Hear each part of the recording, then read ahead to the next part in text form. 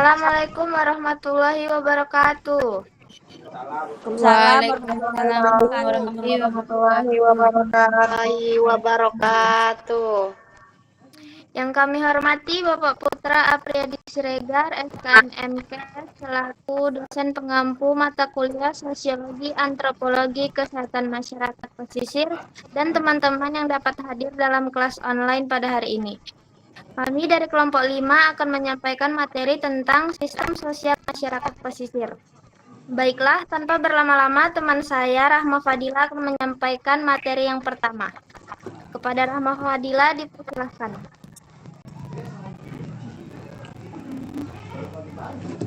Baik, yang pertama itu ada pengertian sistem sosial. Sistem sosial di masyarakat pesisir terbentuk dari kebiasaan hidup yang saling bergantung satu sama lain. Mereka mengandalkan kerjasama, gotong royong, dan solidaritas tinggi karena lingkungan laut menuntut kekompakan untuk bertahan hidup. Selain itu, kehidupan di pesisir tuh benar-benar ngelatih rasa kebersamaan. Soalnya hampir semua aktivitas mereka dilakukan bareng. Misalnya pas nyiapin perahu buat melaut, pas memperbaiki jaringan yang rusak, atau pas bagi hasil tangkapan. Dari situ tumbuh rasa percaya satu sama lain karena mereka tahu tanpa kerjasama nggak mungkin bisa bertahan di tengah kondisi laut yang kadang susah ditebak. Warga pesisir ini juga punya kebiasaan saling bantu tanpa pamrih. Kalau ada yang kesusahan, misalnya kapal bocor, hasil tangkapan lagi sepi, atau bahkan ada bencana kayak badai, warga lain pasti bakalan turun tangan.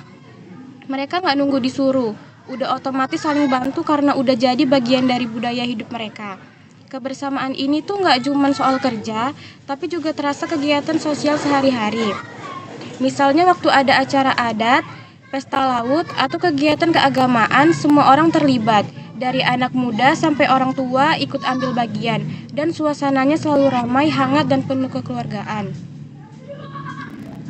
Lalu di slide kedua itu ada mobilitas sosial. Nah, mobilitas sosial ini adalah sebuah proses perpindahan individu atau kelompok dalam suatu aktor sosial. Ada beberapa faktor dan saluran yang memengaruhi mobilitas ini. Yang pertama itu ada faktor pendorong, kesempatan untuk naik status sosial, kerja keras, dan kepemilikan jaringan sosial. Jadi gini, faktor pendorong mobilitas sosial itu hal-hal yang bikin seseorang bisa naik tingkat dalam kehidupan sosial. Misalnya orang yang punya semangat tinggi dan kerja keras biasanya lebih gampang dapat posisi yang lebih baik, entah itu di pekerjaan, pendidikan, atau statusnya di masyarakat. Terus, kesempatan juga ngaruh banget.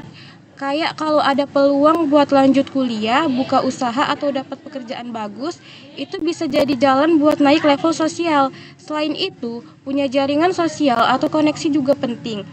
Kadang bukan cuma soal pintar aja, tapi juga siapa yang kamu kenal. Orang yang punya relasi luas, entah itu teman, keluarga, atau kenalan di lingkungan kerja, biasanya lebih gampang dapat akses ke peluang baru. Jadi, kerja keras, kesempatan, dan koneksi itu 3 hal utama yang bisa bantu seseorang naik status sosialnya. Dan yang kedua ini ada saluran mobilitas, pendidikan, organisasi, sosial, dan kegiatan ekonomi. Nah, kalau saluran mobilitas itu bisa dibilang sebagai jalan buat seseorang pindah posisi sosial, contohnya pendidikan. Ini salah satu jalur yang paling umum. Orang yang rajin sekolah, kuliah, atau punya skill tertentu biasanya itu punya peluang lebih besar buat dapat kerja bagus dan hidup lebih sejahtera. Selain pendidikan, ada juga organisasi sosial kayak ikut komunitas, lembaga, atau bahkan kegiatan masyarakat. Dari situ, orang bisa dapat pengalaman, relasi, dan posisi yang bikin status sosialnya naik. Terus kegiatan ekonomi juga berperan besar, misalnya buka usaha sendiri, kerja di tempat bergengsi, atau punya penghasilan tinggi. Itu semua bisa bikin seseorang naik kelas dalam struktur sosial. Jadi intinya lewat pendidikan, organisasi, dan kegiatan ekonomi seseorang bisa naik level dalam masyarakat asal mau berusaha dan manfaatin peluang yang ada. Selanjutnya akan dilanjutkan oleh teman saya.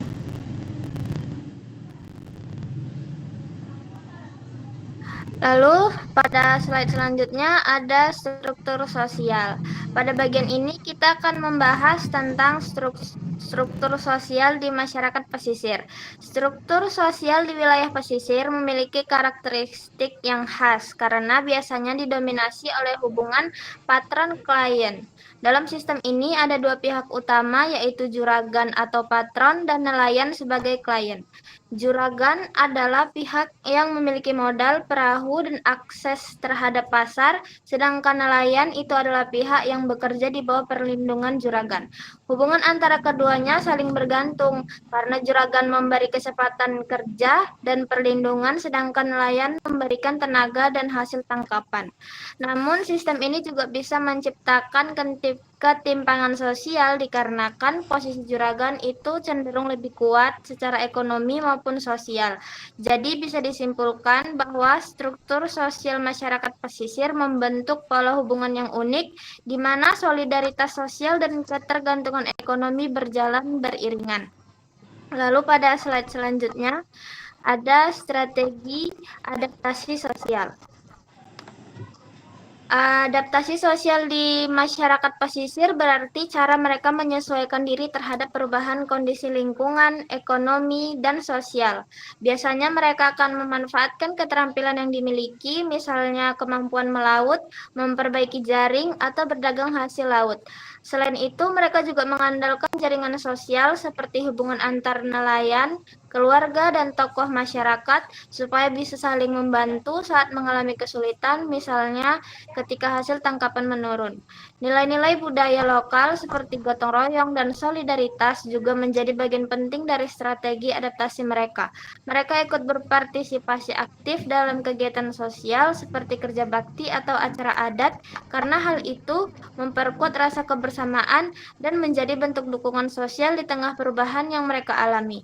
Jadi, dari dua bagian ini bisa kita lihat bahwa masyarakat pesisir memiliki struktur sosial yang khas dan strategi adaptasi yang kuat untuk mempertahankan kehidupan mereka baik secara ekonomi maupun sosial. Materi selanjutnya akan dijelaskan oleh Indrila. Baik, slide selanjutnya ada teori Moss bahwa teori ini punya dua cara orang menghadapi masalah. Yang pertama itu ada problem focus coping, artinya masyarakat tuh fokus cari solusi dari masalahnya. Misalnya nih, nelayan nggak bisa laut karena ombak besar. Nah, mereka nggak cuma diam aja, tapi cari cara lain biar tetap bisa dapat penghasilan, kayak bantu ditambak, benerin jaring, atau jual hasil laut yang udah ada. Jadi itu mereka ngadapin masalahnya langsung. Nah, yang teori kedua itu ada emosi fokus coping. Ini lebih ke cara masyarakatnya ngatur perasaan biar nggak stres. Nah, contohnya tuh kayak kalau hasil tangkapannya sedikit, mereka tetap sabar, saling semangati dan percaya nanti rezeki bakal ada lagi. Jadi lebih ke nerima keadaan, tetap fokus ke positifnya aja sih. Nah, kedua cara ini tuh biasanya dipakai bareng-bareng. Masyarakat pesisir tuh kuat banget karena mereka bisa hadapi masalahnya dengan tindakan nyata tapi juga nguatin diri sendiri secara mental dan emosional. Selanjutnya ada individu dalam masyarakat pesisir. Nah, di slide ini dijelaskan kalau tiap orang di masyarakat pesisir punya peran penting buat jaga keseimbangan sosial. Maksudnya gini, di kampung nelayan, hidup mereka tuh saling bergantung. Ada yang jadi nelayan, ada yang olah ikan, ada yang jual ke pasar, semua saling nyambung kan. Mereka juga punya kesadaran bareng kalau hidup di laut itu nggak gampang. Jadi harus kompak dan saling bantu. Misalnya, kalau ada nelayan yang kapalnya rusak, yang lain tuh ikut bantu. Kalau ada acara adat atau kerja bakti itu semua tuh turun tangan. Jadi bisa dibilang masyarakat pesisir itu nggak individualis. Mereka kerja bareng demi kepentingan bersama. Itu yang bikin mereka bisa bertahan walaupun keadaan sering berubah. Entah karena cuaca, ekonomi, atau hasil tangkapan. Saya serahkan kepada moderator. Oke, sekarang waktunya sesi tanya jawab. Silahkan kalau ada yang mau ditanyakan bisa langsung angkat tangan ya teman-teman.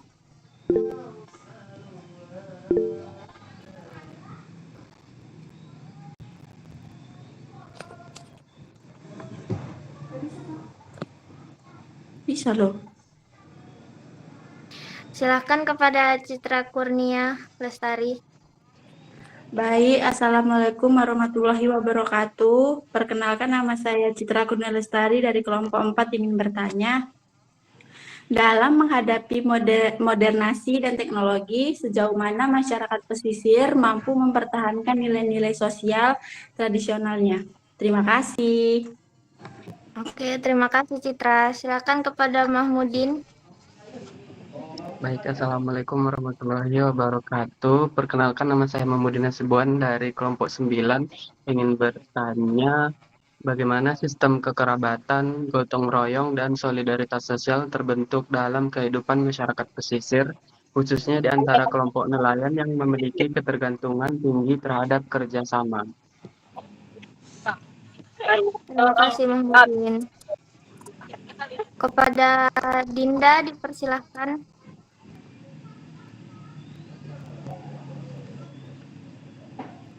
Oke, saya Dinda Mulfira Baru Tanjung, perwakilan dari kelompok 7.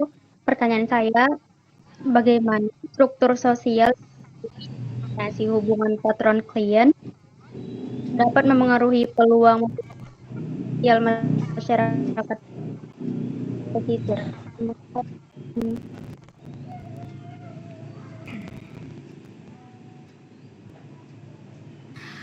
Baiklah teman-teman, di sini saya akan menjawab pertanyaan dari Citra, kelompok 4. Pertanyaannya tadi, dalam menghadapi modernisasi dan teknologi, sejauh mana masyarakat pesisir mampu mempertahankan nilai-nilai sosial tradisionalnya?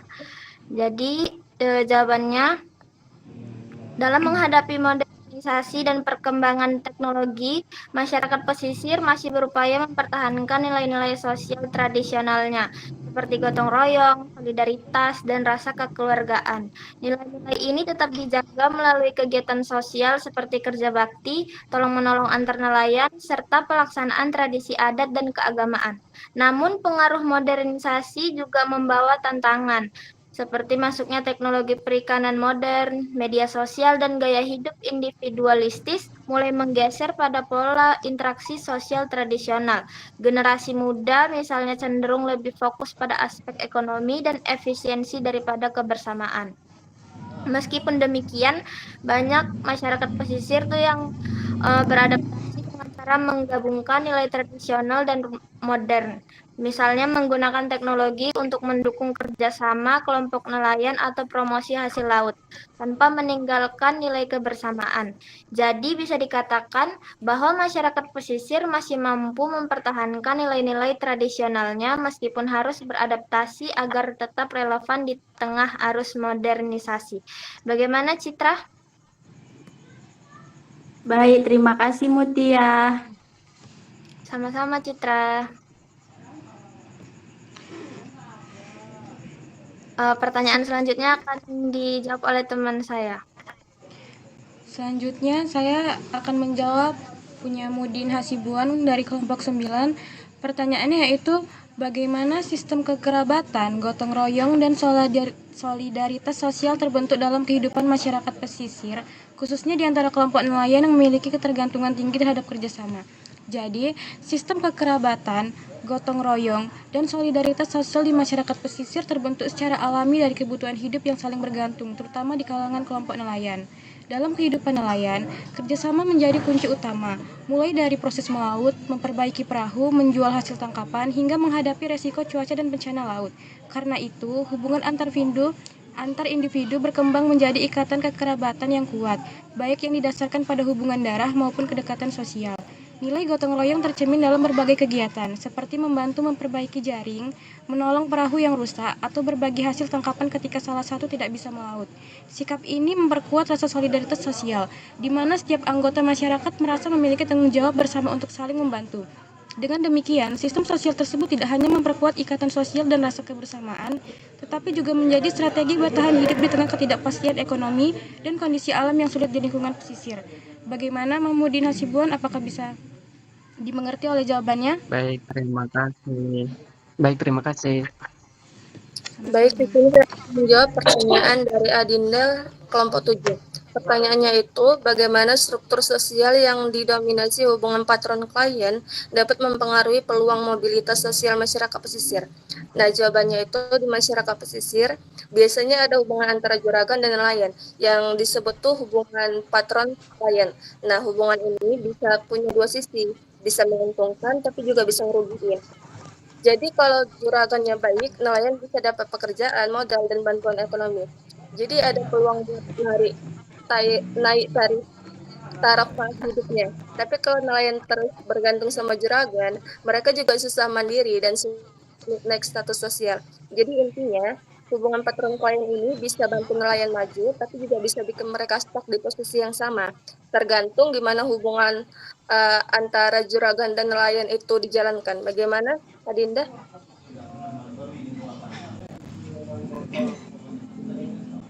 Bagaimana, Adinda? Apakah jawabannya sudah bisa dimengerti? Oke. Iya, sama-sama.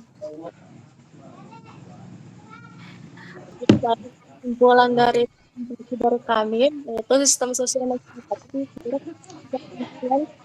bersama adaptasi dan meski hidup di lingkungan kebencanaan, mereka menjadi bertahan solidaritas dan solidaritas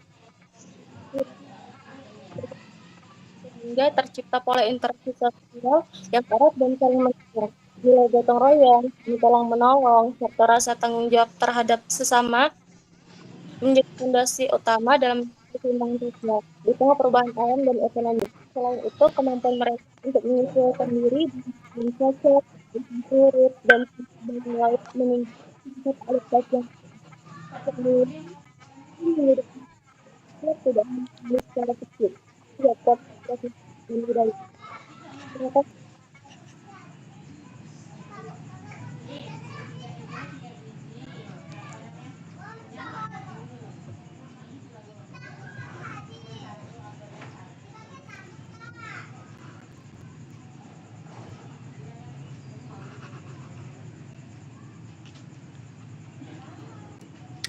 Baik teman-teman, sekian presentasi dari kelompok kami. Apabila ada kesalahan dari pemaparan materi oleh kami mohon maaf.